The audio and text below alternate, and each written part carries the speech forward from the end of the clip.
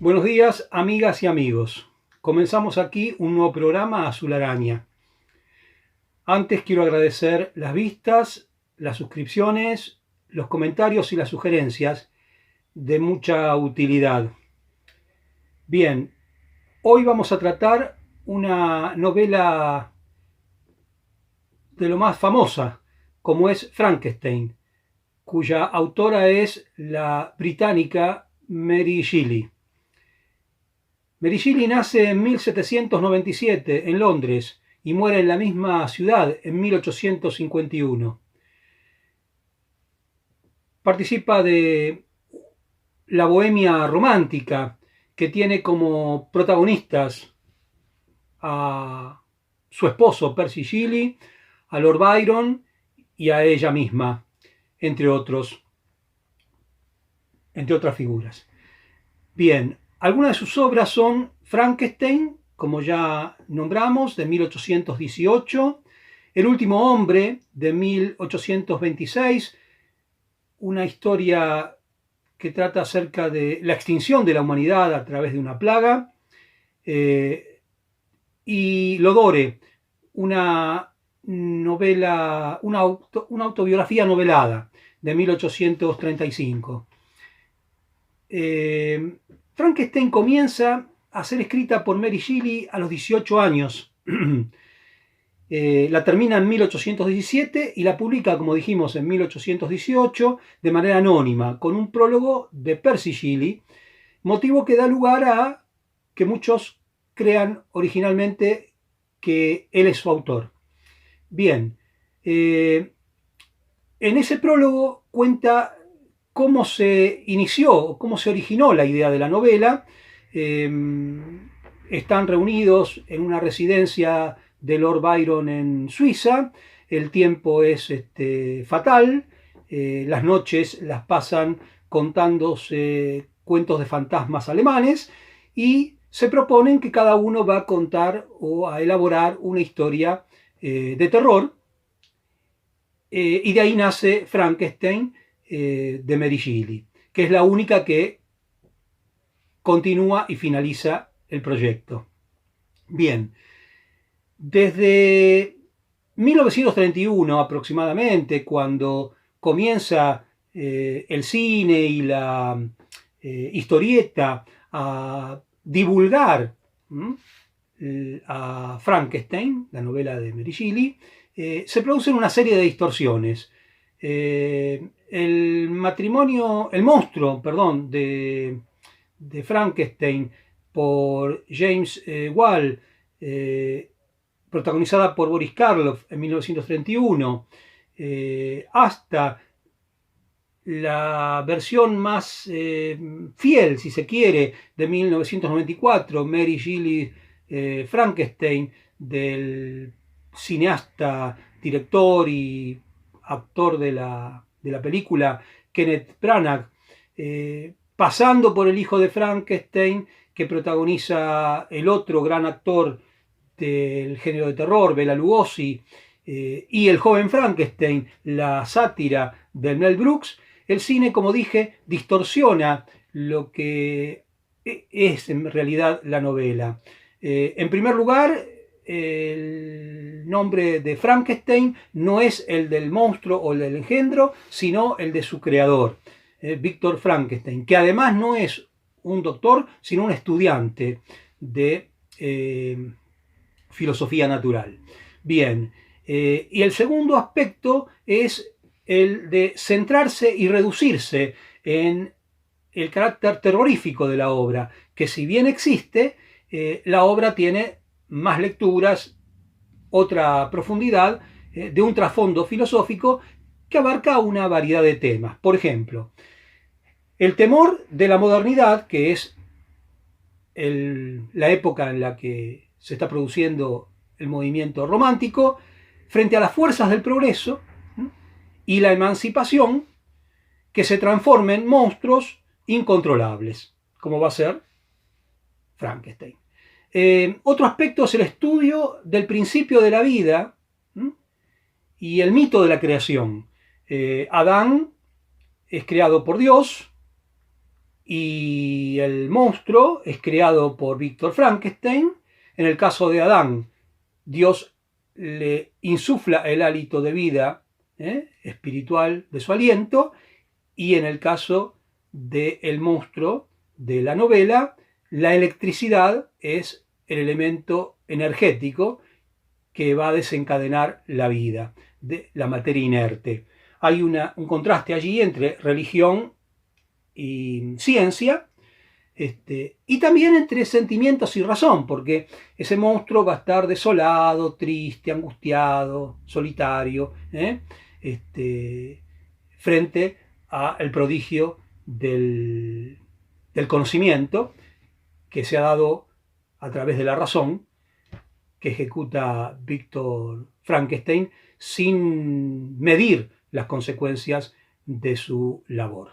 Bien, otro aspecto importante es el análisis de los límites de la libertad y la responsabilidad.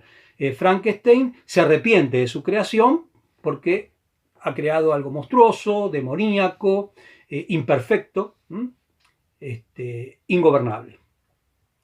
Y luego también tenemos la confrontación entre imaginación y razón, los saberes sobrenaturales y los saberes científicos.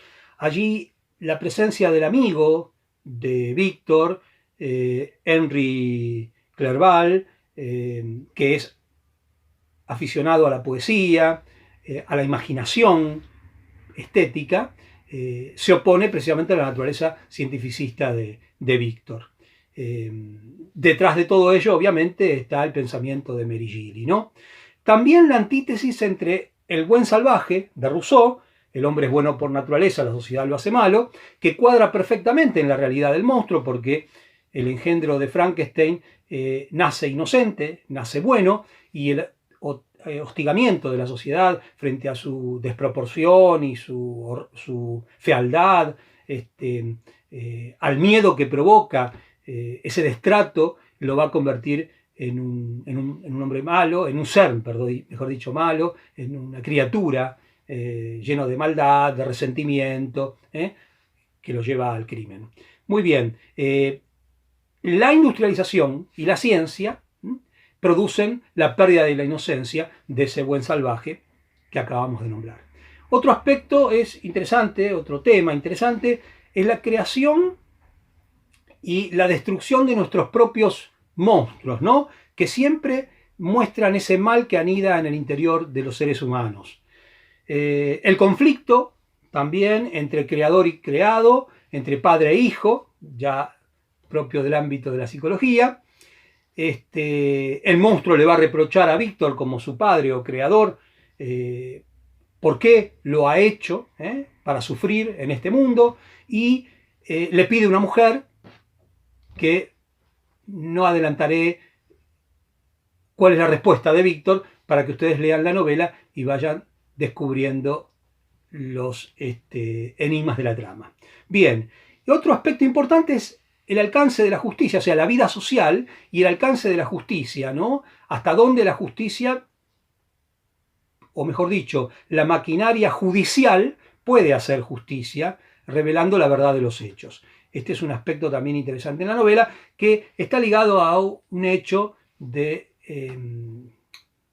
la misma, que tiene que ver con un familiar de Víctor, Justín, y con el propio monstruo que va a asesinar a su hermano menor, denominado William. Bien, también es importante tener en cuenta la clasificación de la novela. La novela es una novela gótica, que es un tipo de novela que surge a fines del siglo XVIII para contrarrestar u oponerse, si se quiere, las novelas de carácter sentimental y educativas que absorbían la lectura especialmente de las mujeres. Por eso la novela gótica las va a sacar de ese registro y les va a permitir otro ámbito de imaginación y otro ámbito de reflexión, haciendo que las mujeres sean muy adictas a estas nuevas lecturas. La más emblemática de todas ellas es El Castillo de Otranto, de Horace Walpole, y Frankenstein se inscribe en ese registro. ¿Qué características tienen estas novelas? Bueno, se abren al mundo medieval, son lo opuesto del iluminismo y de la razón, se manifiestan de modo emocional, aparecen los seres sobrenaturales, fantasmas, espectros, llenos de horror, la violencia, ocurre en los castillos y abadías con escaleras y pasadizos secretos, habilitando toda una serie de misterios, que es lo otro de la razón. Muy bien, Frankenstein, además de ser una novela gótica, es la primera novela de ciencia ficción.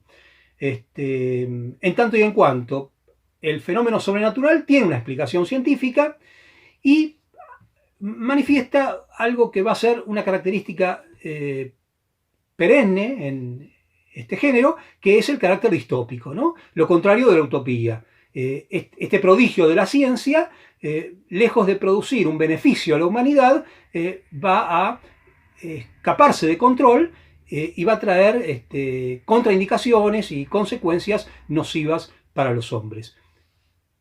Obviamente esto ocurre en Frankenstein y abre una puerta que se va a extender a lo largo del siglo XX y hasta nuestros días. Recuerdo ahora la película Parque Jurásico, por ejemplo, ¿no? Que se inscribe perfectamente en este carácter distópico del que estoy hablando. Muy bien. Mary Shelley tiene una mirada crítica respecto de la ciencia y la tecnología, en oposición a el ámbito donde el hombre realiza la posibilidad de su felicidad, que es la naturaleza. Esa naturaleza se está llenando de humo, de fábricas, la ciencia y la tecnología está avasallando con la industrialización, el estado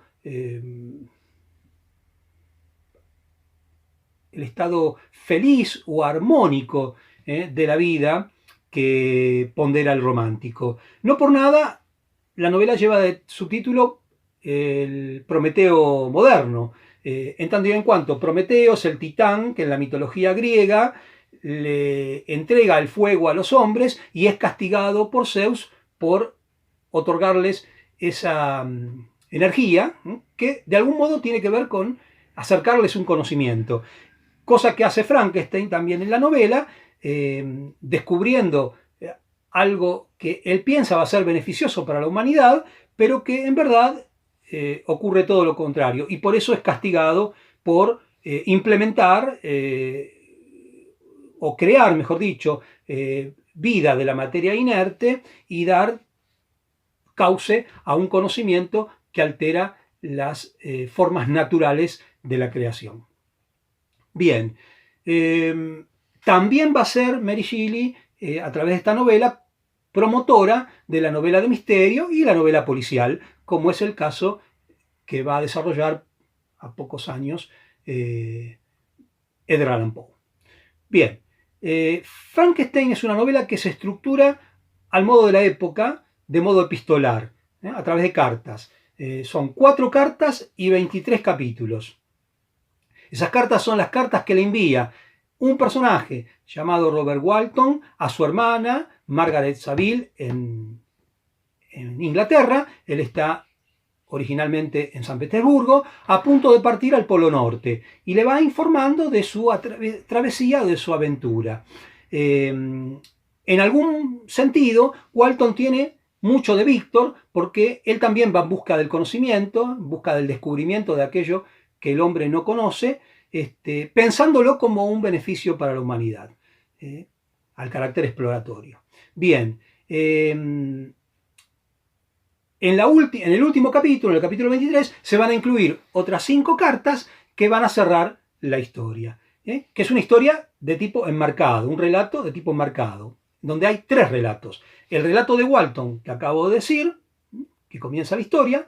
En un momento determinado de su relato aparece Víctor Frankenstein en medio de esos témpanos helados donde está el barco encallado de la expedición de Walton, y Víctor Frankenstein va a contar su historia, en la que va a aparecer también el monstruo, que va a ser el tercer relato, el tercer narrador de la novela, que es el relato directo que va a hacer Frankenstein a través de Víctor Frankenstein, que a su vez se lo está contando a Robert Walton, que a su vez le está enviando cartas a su hermana en Inglaterra, contándole todo a este asombroso, toda esa asombrosa historia.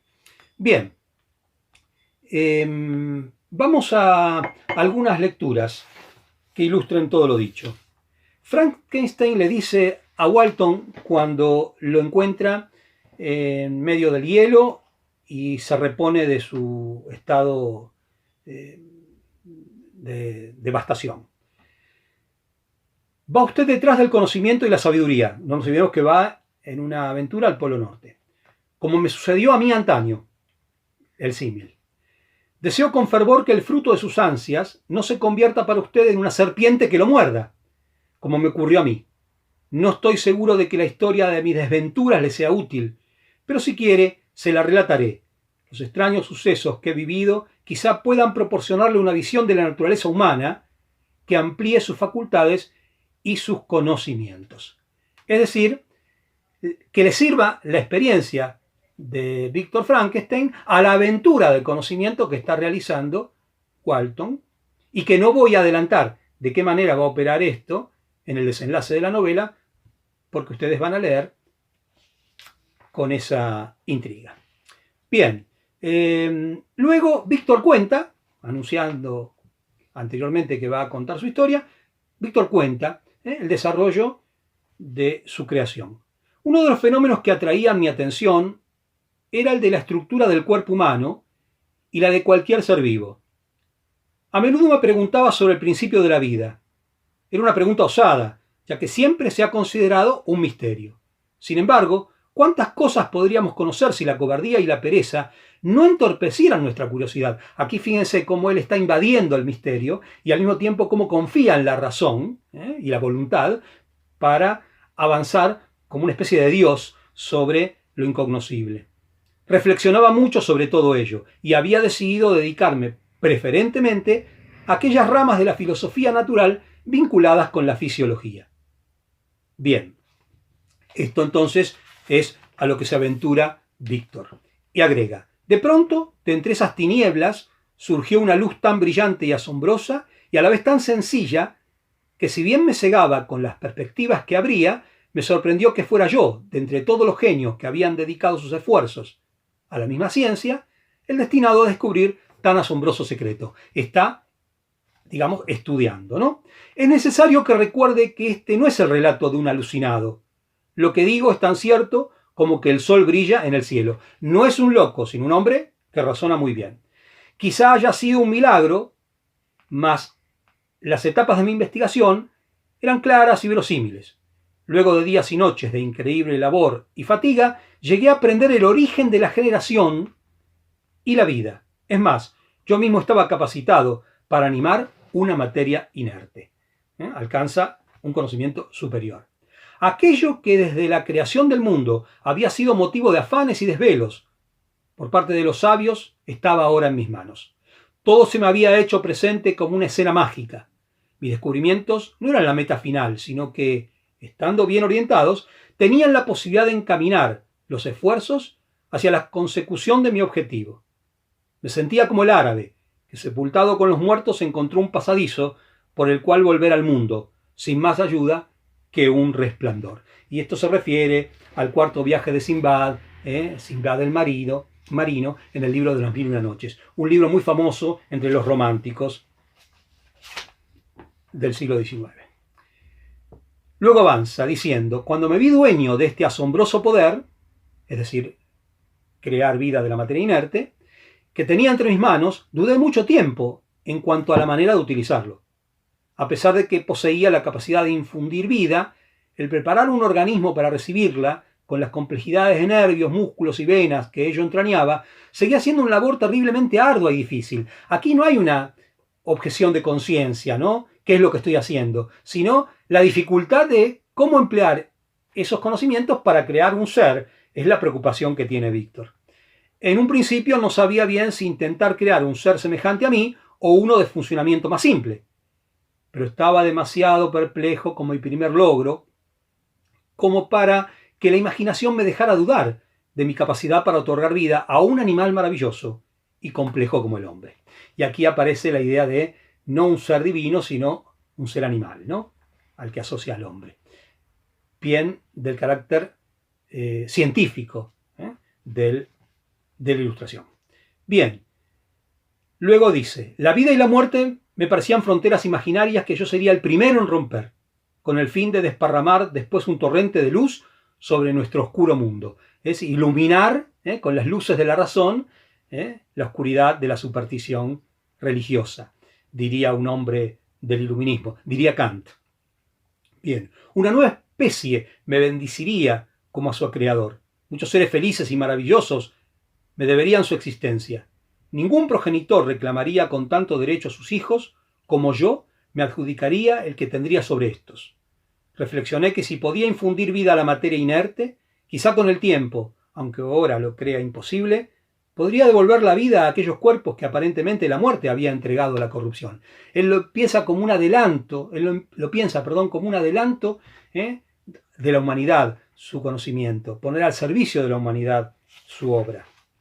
Pero, decepcionado y arrepentido una vez realizada, Víctor dice, el ser humano perfecto debe conservar siempre la calma, cosa que no tenía en ese entonces. Estaba ansioso. Y la paz de espíritu, y no permitir jamás que la pasión o el deseo fugaz turben su tranquilidad. No creo que perseguir el conocimiento sea una excepción. Si el estudio al que te consagras, le está diciendo a Walton, tiende a debilitar tu afecto, recordemos que él está contando toda esta historia al viajero del Polo Norte, y a destruir esos placeres sencillos en los cuales no debe intervenir aleación alguna, entonces ese estudio es inevitablemente negativo, es decir, impropio de la mente humana.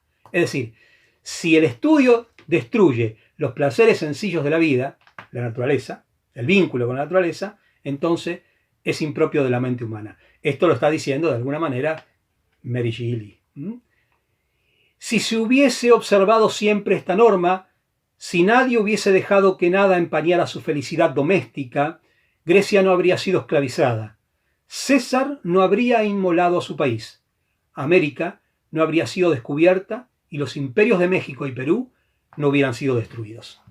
Esta es la idea, en la decepción en la que ha caído Víctor por el descubrimiento y la realización que ahora nos va a contar, dicha de este modo. Un espantoso anochecer de noviembre contemplé el final de mi labor. Con una ansiedad semejante a la agonía, reuní los instrumentos que me iban a permitir infundir un hálito de vida a esa cosa inanimada que yacía a mis pies. Era cerca de la 1 de la madrugada. La lluvia castigaba las ventanas impiadosamente y el candil agonizaba cuando a la mortecina luz de la llama vi como la criatura abría sus ojos opacos y amarillentos, respiraba con cierto esfuerzo y un movimiento convulsivo sacudía sus miembros. Bien, y luego, frente al horror, dice, estoy seguro de que ningún mortal podría soportar la visión de aquel rostro. Ni una momia reanimada podría ser tan espantosa como aquel engendro. Cuando aún estaba incompleto, era repugnante, pero cuando sus músculos y articulaciones tuvieron movimiento, se convirtió en algo que ni siquiera Dante hubiera podido concebir. Es decir, no hubiera podido concebir ni siquiera en el infierno. Bien, y aquí entonces el horror de toda su creación, ¿no?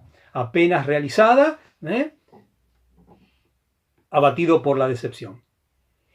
Y en un viaje que realiza a las montañas, va a encontrarse con Frankenstein, que ha llevado su propia vida después de escapar del laboratorio.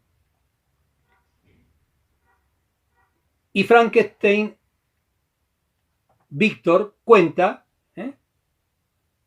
todo esto hasta que aparece el monstruo, que va a hablar directamente, diciendo así: recuerdo con dificultad los primeros instantes de mi existencia. Todos esos sucesos me parecen confusos. Una extraña multitud de sensaciones se apoderaron de mí y empecé a ver, sentir, oír y oler todo a la vez. Tardé algún tiempo en aprender a distinguir los sentidos. Recuerdo que poco a poco, una luminosidad, etc., para descubrir que podía moverme con entera libertad. Y es así como escapa al bosque. Cuando me desperté, era de noche, en el bosque. Sentía frío y miedo al verme tan solo. Antes de abandonar tu habitación, como tenía frío, me había tapado con algunas prendas insuficientes para la humedad de la noche. Era una pobre criatura indefensa y desgraciada, que ni sabía ni entendía nada. Lleno de dolor, me senté en el suelo y comencé a llorar. Es decir, ese acto de haber nacido a esta vida y el llanto inaugurando el acontecimiento de vivir. Bien, luego él va a refugiarse en un cobertizo, cerca va a tener una familia a la que va a ir mirando, va a aprender la lengua a través de ellos, siempre escondido, tiene miedos de aparecer porque ya ha aparecido antes y lo han rechazado por su fealdad, tiene una estatura de casi 3 metros, es un monstruo. Él lo sabe, se mira en el río y se disgusta de sí mismo, se lamenta de todo ello y sale por la noche a buscar comida y a andar por ahí. Y cierta noche, en una de mis acostumbradas salidas nocturnas hacia el bosque, encontré una bolsa de cuero llena de ropa y libros. Abrí ansiosamente este premio y volví con él a mi cobertizo. Por fortuna, los libros estaban escritos en la lengua que había adquirido de mis vecinos, el francés. Eran 3: El paraíso perdido de Milton, un volumen de vidas paralelas de Plutarco y las desventuras del joven Werther de Goethe. Todas lecturas muy famosas en el romanticismo que le ha tocado vivir y protagonizar a Mary Shelley. Bueno, y aprende de estos libros, y aprende 3 dimensiones de estos libros. La dimensión de los sentimientos humanos, la dimensión humana, la dimensión del orden social e histórica, y la dimensión de la relación del hombre con lo divino. La dimensión del humano y de los sentimientos en la lectura de Werther. A lo largo de la lectura efectué numerosas comparaciones con mis propios sentimientos. Y luego arriba preguntas filosóficas como quién era, por qué era así, de dónde venía, cuál era mi destino. En las vidas paralelas de Plutarco aprendí lo que era el abatimiento y la tristeza, eso en Werther. Y en las vidas paralelas de Plutarco aprendí a elevar el pensamiento, a sacarlo de la reducida esfera de mis reflexiones personales, es decir, salir de sí, para introducirse en el ámbito de los héroes de la antigüedad, que lo llevan a las preocupaciones históricas y sociales. Y luego, emociones muy diferentes despertó la lectura del Paraíso Perdido, que leyó como si fuera una historia real. Y ahí aparece Dios omnipotente. Y cómo Adán me habían creado sin ninguna aparente relación con otro ser humano. Es decir, cómo yo había sido creado de la nada, dice el monstruo, Y aquí aparece eso que dijimos, ¿no? De Dios crea a Adán y Víctor crea, por medio de la electricidad, la ciencia, al monstruo. La ciencia no puede crear otra cosa que monstruos, nos diría Mary Shelley. Y entonces se cumple esta dimensión de lo divino, que encierra toda creación, como dijimos, completando lo que abarcan estas 3 lecturas. Repito, la dimensión de lo humano a través de Werther, los sentimientos, la dimensión de lo social histórico a través de las vidas paralelas de Plutarco y la dimensión de lo divino a través del paraíso perdido de Milton. Bien, hemos llegado al final de esta novela. Espero que les haya gustado, que se suscriban y la difundan. Y nos volveremos a ver la semana próxima con un nuevo autor y una nueva obra. Buenos días.